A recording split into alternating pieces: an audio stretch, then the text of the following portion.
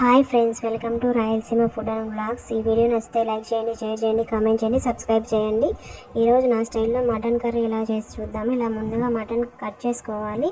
దాని తర్వాత మసాలా ప్రిపేర్ చేసుకుందాం. ఎర్రగడ్డలు, తెల్లగడ్డలు, అల్లము, కొత్తిమీర, నేనైతే టమాటా వేసుకుంటాను. టమాటా వేసుకొని మిక్సీకి చేసుకుంటాను. దీని తర్వాత కట్ చేసుకున్న మటన్ వచ్చేసి మనం వాష్ చేసుకోవాలి. నేనైతే అది వాటర్లో వాష్ చేసుకొని పిండి తీసుకోవాలి బాగా.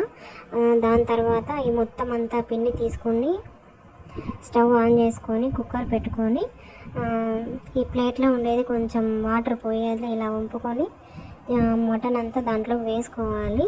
ఈ మటన్ అంతా దాంట్లోకి వేసుకున్న తర్వాత కొద్దిగా ఆయిల్, దాని తర్వాత ఉప్పు, దాని తర్వాత పసుపు వేసుకొని బాగా మొత్తం కలిదిప్పుకున్న తర్వాత మనము ఒక 5 to 10 minutes మూత వేసుకొని బాగా మ్యారినేట్ చేసుకోవాలి. మ్యారినేట్ చేసుకున్న తర్వాత ఒక 10 minutes తర్వాత చూడండి ఎలా ఉందో. ఇలా ఉన్న తర్వాత మనము మసాలా వేసుకోవాలి. మసాలా మొత్తం ప్యూర్ చేసుకున్నాం కదా, ఆ మసాలా వేసుకుంటే సరిపోతుంది. దాని తర్వాత కావలసినంత మిరప్పొడి, ధనియాల పొడి, గరం మసాలా వేసుకుంటే సరిపోతుంది.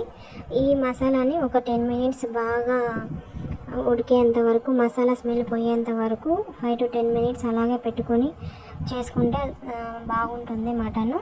ఈ 5 to 10 minutes అలాగే మసాలా స్మెల్ పోయేంత వరకు పెట్టుకొని దాని తర్వాత వాటర్ వేసుకోవాలి. వాటర్ తగినన్ని వేసుకోవాలి. నేనైతే కొద్దిగా ఎక్కువ వేస్తున్నాను, ఎందుకంటే కేజీ మటన్ ఉడకాలి కాబట్టి.